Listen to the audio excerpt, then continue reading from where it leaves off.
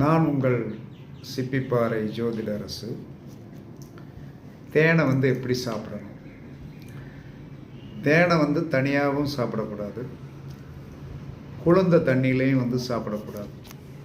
அப்போ தேனை என்ன சொல்கிறாங்கன்னா வெது வெதுப்பான நீர், ரொம்பையும் சூடாக இருக்கக்கூடாது, ரொம்பையும் பச்சையாக இருக்கக்கூடாது.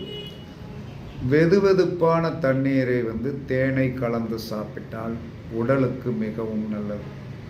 அதற்கடுத்து பெண்கள் தங்களுடைய வாழ்க்கையில் இல்லற சுகத்தில் நாட்டம் இல்லாமல் இருப்பது, இல்லற சுகத்தில் நாட்டமே இல்லாமல் கல்யாணம் ஆகியும் அந்த இல்லற சுகத்தில் ஒரு நாட்டம் இல்லாமல் இருப்பவர்கள் தினமும் வெதுவெதுப்பான நீரில் தேன் சாப்பிடுங்கள்.